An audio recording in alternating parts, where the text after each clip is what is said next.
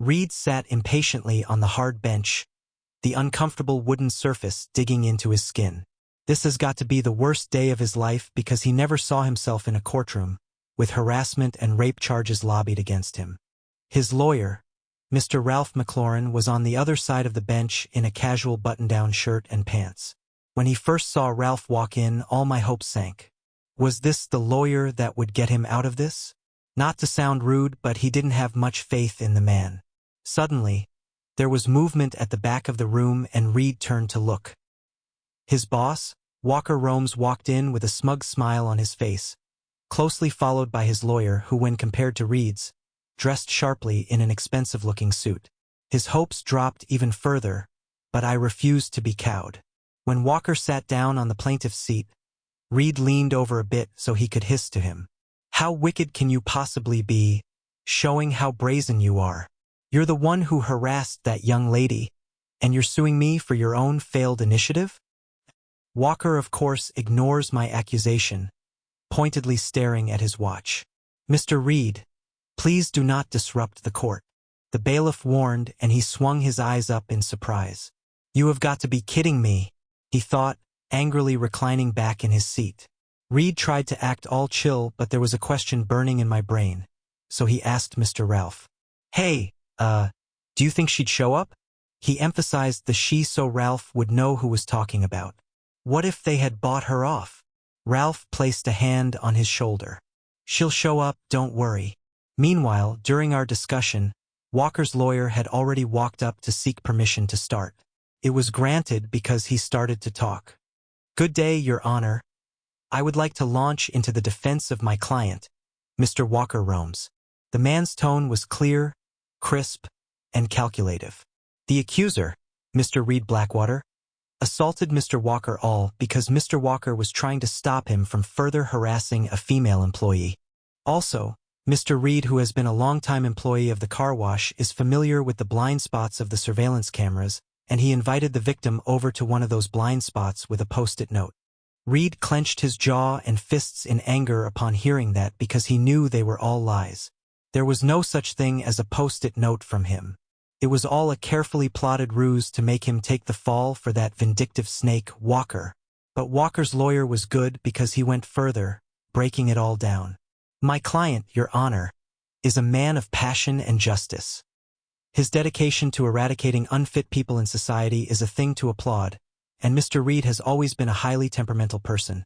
Quick to anger, so it's not far-fetched that he might be up to something nefarious when Mr. Walker saw him cajoling the lady to the blind spot. So out of a concerned mind, Mr. Walker followed. Indeed, he snorted. Unfortunately, Mr. Reed wasn't happy and attacked Mr. Walker in a rage, beating him up before the young lady escaped and called the cops. Walker's lawyer finished with a flourish. Reed thought that was all, but to his surprise, witnesses came up the stage. Namely, his colleagues at work. Mike, the car wash guy, climbed up first and, after being asked some questions by Walker's lawyer, revealed that sometimes Reed got aggressive and temperamental during work hours. He didn't lie, but Reed only got a bit antagonistic due to his post-war PTSD. Also, Mike proved that Walker took the lady with him through the surveillance video they watched. The lady was walking willingly with him to the blind spot site, but Reed knew it was only because Walker had harassed her so many times. She was tired of fighting back, plus the incentives Walker dropped to help her children out. She didn't have a choice. The last CCTV camera captured Reed roaring into the warehouse 3 before he punched and pushed Walker to the ground, beating the shit out of him. The evidence was pretty contradictory, but Reed wasn't really worried, already assured by Ralph that the lady would testify against Walker and we would come out victorious. The last witness walked in, and it was none other than Joyce, wearing a simple, flowery summer dress and sandals with her long brown hair swept to the top of her head, revealing her slim, slender neck. She walked up the stage where she was read her rights before Walker's lawyer peppered her with questions. Reed noticed something was up, Joyce fidgeting and glancing towards his direction. Even Ralph seemed to move further away. He tuned in time to catch the big reveal. "So, Miss Joyce Palmer, did Mr. Reed harass you sexually or not?" A tense couple of seconds passed by with everyone else holding their breaths, waiting for the verdict. "Yes, he did," Joyce answered quietly, looking down at her hands. The entire hall broke into chaos as bystanders started to shout and clamor. Meanwhile, Reed felt like he was drowning, water rushing into his ears. He heard shooting to his left and saw Walker smiling smugly, exchanging hugs with his lawyer, and that set him off. He tried to grab Walker, hurling curse words his way, but he didn't get far as the bailiffs held him down. At that moment, everything became clear to him. The judge, Joyce, and even Ralph had all been bought off. He never even stood a chance. The judge brought the court to order, reading out his sentence, but he sat there numbly, resigned to his fate. Mr. Reed Blackwater has hereby been sentenced to a 1-year jail term on the charge of harassment, possible rape, and assault. Shock raced through his body. Reed was dumbfounded. He never expected this to be the outcome. It dawned on him that neither his wife nor mother were there to support him, making him realize he was truly alone. Just him, against the world. "You have 10 minutes," the guard told them as he walked away to give Reed and his wife privacy.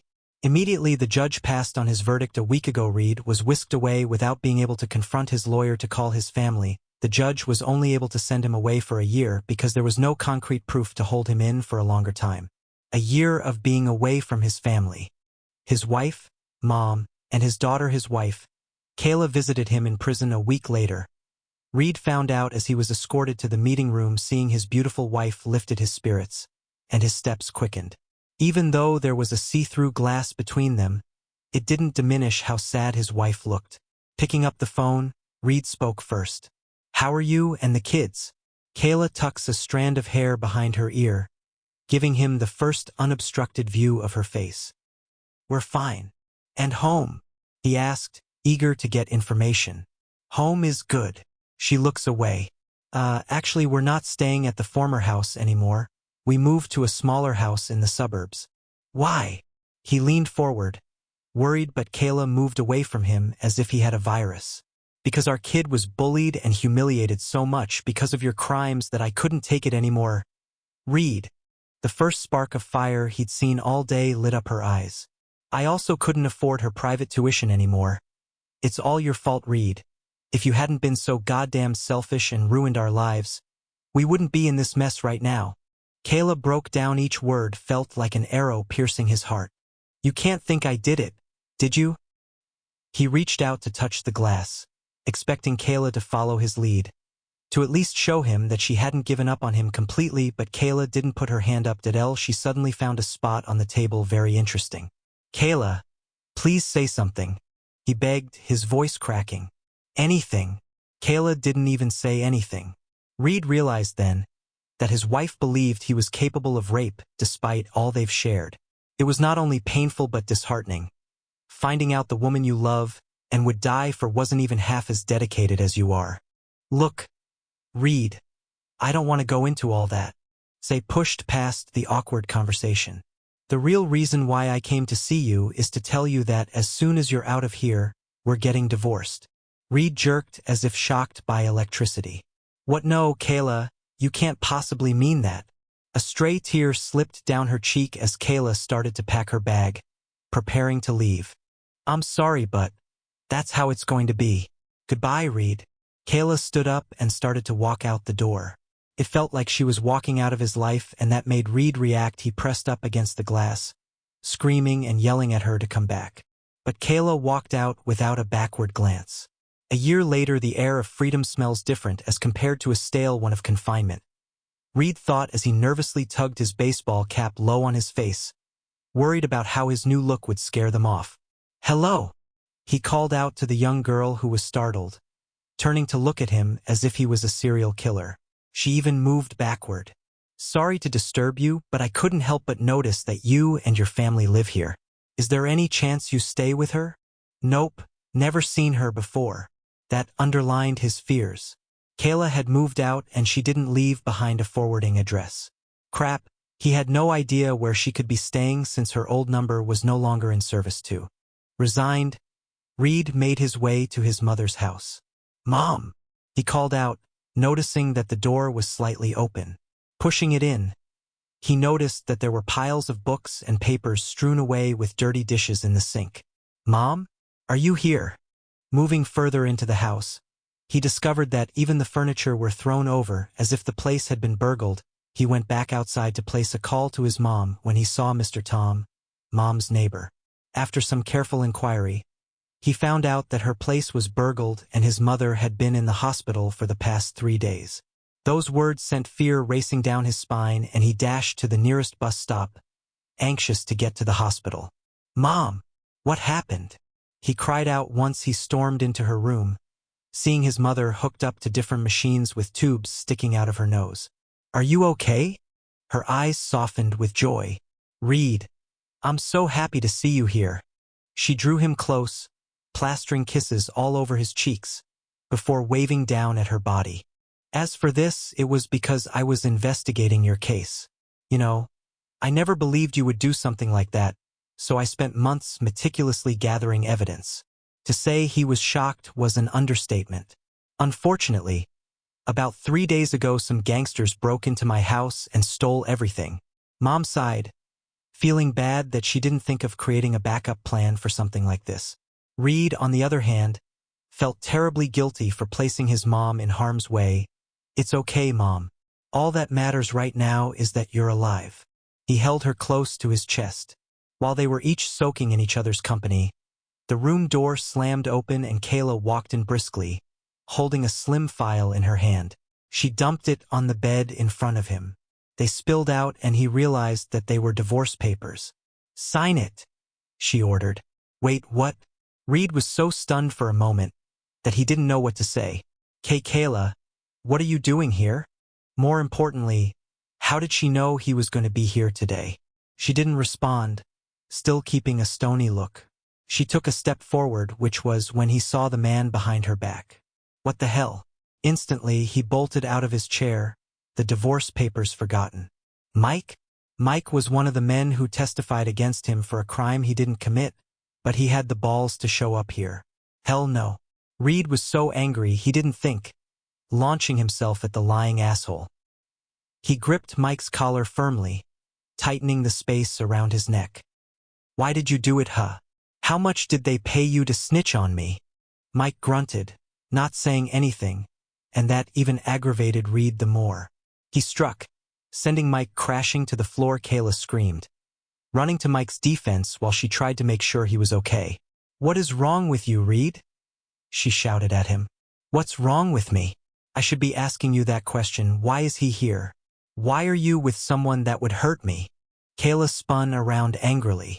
"Well, that man is the man I'm planning to marry, you dumbass." That statement hit him with the force of a freight train, and to add salt to injury, Kayla bent down to place a kiss on Mike's cheeks, and from their passionate display, it was obvious that this wasn't the first time Reed was stumped. There goes his plans to woo Kayla and their daughter back so they could live as one big happy family. Kayla stood up, handing him a pen with a fierce look in her eyes. "Just sign it." Kayla said he had no choice but to sign. If he wanted to drag it out, she would go to court, and Reed didn't have any money, so it would be futile. Numbly taking the pen, he scratched his signature on all the required places. The tip of the pen scratching paper was the final nail in the head. Handing back the documents, Reed had to ask, "I'd like you to allow me to fulfill my weekly visitation rights to Mandy, please." He resorted to begging. Knowing he wasn't in any position to fight for custody, now Kayla only glared at him. "No fucking way. I will not allow a criminal, a sex offender like you anywhere near Mandy." She threw that last bit over her shoulder and stormed out. Reed helplessly walked to his mom's bed, feeling emotionally drained. Suddenly his phone beeped, and one glance at it raised his spirits. It was from Mandy, a simple text which read, "Daddy, I overheard Mom saying you had gotten out, along with other vile things she said, but I don't believe her. I know you'll never do anything to hurt someone. I love you, Daddy, and I can't wait to see you." There were all sorts of love emojis, and below was an address. It was so touching that it almost brought tears from his eyes. But fate wasn't done with him yet. The door opened for the second time and a nurse strode in. Thankfully, his mom had nodded off during the commotion due to the sedatives pumped into her body. "Mr. Blackwater?" the nurse queried, checking out a file as she approached him. He nodded, hoping everything was fine. "That's me." Oh, I'm glad to have caught you before you left. There's an issue concerning your mother's medical bills. You see, her medical insurance has long since run out. Okay. Reed scrambled, thinking of what to do. What happens now? She only smiled politely. You have to pay the outstanding bills, sir. How? He had no money. Can I ask for some time? I just need to go pick up some cash, then I'll come back. The nurse grudgingly agreed.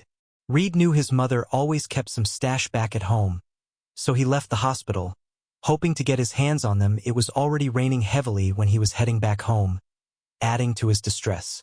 When he got back home, he searched his mom's cabinets and the special box where she hid money, only to come up empty. This can't be true, he muttered under his breath, panicking as he rummaged through her closet, ransacking every drawer in hopes he would see something, anything. After an hour of futile searching, Reed had to admit the hard truth. There was no money here. What do I do? He thought as he sat down on the couch with his head in his hands. No way was he going to let his mom die after everything she's been through for him. It seems he had no other choice but to go back to being a hired killer.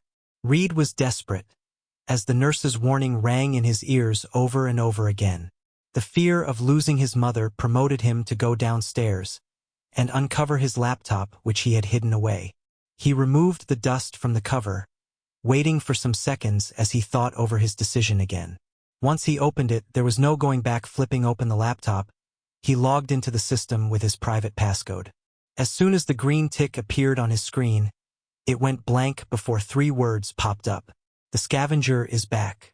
That wasn't just for him, but it also sent a message to his clients that Reed was now active again. The term scavenger threatened to dredge up a lot of unpleasant memories, but he pushed it aside, focusing on his mission. As soon as he logged into the system, his notification box went haywire with messages from various dignitaries, oil tycoons, and even heads of state and vice presidents. Unlike before, all these requests would make Reed's mouth salivate with the thought of the money attached to it, but now, he didn't care anymore. In fact, he copied all the messages and pressed delete, clearing all the messages in his inbox. Once done, he went back to his original mission. He kept searching around until he got a hit for the nearest target. Thankfully, it wasn't taken yet, and out of excitement, he clicked on it, ready for some easy money. Only the details of the person he was to kill was one he was very familiar with. Walker Romes. BZZZ. BZZZZ. The sound of an incoming message drew Reed's attention, and he looked up from his feed to look at his inbox. There were new messages from different people requesting his services, but it was the one at the foremost center that prompted him to open it out of curiosity. He tapped on the icon and his eyes widened. $100,000. The amount of money on bid wasn't the surprising thing, but the name of the person assigned to kill was. What the hell did Mr. Walker do to piss someone off? Even a mere punk was worth, at most, a couple $1,000. What made Mr. Walker so special? That stumped Reed, but then his eyes wandered over to the bottom half of the screen. The commissioner? Thankfully, the mode of payment was cash in person, which was convenient since Reed couldn't afford that kind of paper trail. Even though it was pretty confusing to him, Reed decided to go ahead since he always had a desire to see the commissioner being smart. He created a fake, anonymous account to accept the bid, and the client responded. The meeting was set for tomorrow afternoon in an abandoned car park, and Reed rolled out of bed early to arrive at the location on time. On getting there, he found out he wasn't the only one there. There were 2 men who, judging by their looks and demeanor, were also killers waiting. One had a stoic-looking face and appeared moody, but it was obvious that he was strong by his stance, while the other guy could be nicknamed Mr. Muscles. He had muscles atop his muscles, with his pockets bulging with ill-hidden weapons. He was pacing about, being all nervous and fidgety. A couple of minutes after Reed arrived, a black SUV pulled up, dropping off someone. A woman stepped out of the car in sky-high heels and a mask covering her face, shielding her profile from view. She stopped once she got to their front, folding her hands over her chest to hide her anxiety. I'm sure you've all gotten to know each other by now. I'm just going to go straight to the point. Once you guys have concluded the job, the money will be split evenly between you 3. Her voice wavered in the end, and Reed could see that she was a bit frightened by them, while he was still thinking about what to say in response to her statement. The guy with many guns grunted, "Hey you!" Reed raised his head to discover that the guy was talking to him. "Brought anything with you for preparation?" The guy sighed. Reed shook his head. "No, I don't have any cash with me, and I wasn't told to come along with any. Todd, the guy with many guns, glanced at Reed briefly before looking away. Reed's clothes were threadbare and well-worn, nearly adjacent to a streetwalker. This guy must be as weak as one too, as he couldn't even bother with bringing along a gun. Not sure he even deserves to take a part of the money. Todd said. Reed read Todd easily, watching his emotions flee by his face. Todd was disgruntled while the other guy appeared laid back. Look, I need you guys to work together so we can dash. Shut your mouth, lady, Todd bellowed angrily, aiming at Anna's chest with his gun, through his side pocket. You better watch that mouth of yours. If you want me to let you go alive, I need to be in a good mood. The lady, Anna, clamped her lips shut immediately, nodding her head seeing the shape of the barrel pointed at her. Todd smirked, riding on her easy acquiesce, but at the back of his mind, he had already resolved to fuck her after they were done with the job. Todd then glanced over to Reed, still hiding the gun. You should leave. We only need professionals, and you should leave without trying to take part of the money. Todd said. Reed stared at the muscles, at a loss for what to do. He needed to prove himself to be taken seriously, but unfortunately, it had been a while since he engaged in a fight and Todd was too far away for him to make a move. So Reed kept silent. Todd's nostrils flared in anger. Who the fuck do you think you are? He walked towards Reed, patting his side pocket, silently threatening him. Reed glanced at Todd's pocket, clearly seeing the visual of a gun, but he pretended to be clueless. Can you stop standing in my way, man, and go back to your post, muscles? Reed pretended to be mad, pushing Todd to make a mistake. Todd reacted with his muscles rather than his brain. Out of anger, he swung the gun out to aim at Reed, but Reed had fast reflexes, knocking off the gun as soon as his arm shifted. Todd staggered, but Reed wasn't done. He grabbed Todd's hair and pulled it towards him to connect with his knee forcefully. Blood spattered over his jeans, and Reed landed on the last hook, which knocked Todd out immediately. Glad that happened, Reed rushed forward, rolling Todd over so he could remove all his weapons, including a holster gun, 2 shot ankle guns, and 1 tucked into his waist. Reed tossed them to the ground, later reaching out to pick up a few that seemed sturdy. Here, help me hold this. He tried to pass it to Burly Guy, but to his surprise, Burly Guy looked scared and bolted the moment Reed tried to force it into his hands. Damn. Reed sighted the Anna about to run, but he cornered her, hitting her against the wall with force. Look, I don't know what the fuck just happened, but I'm not like those types of men who acted badly, violating the rules of the trade. He kept quiet, not giving away too much. Bottom line is, I needed the money, so I need to know. Know what? She said. Why you're doing this? He asked her. Reed mentally prepared himself for anything while hoping she wasn't armed and dangerous and that he hadn't fallen into a trap.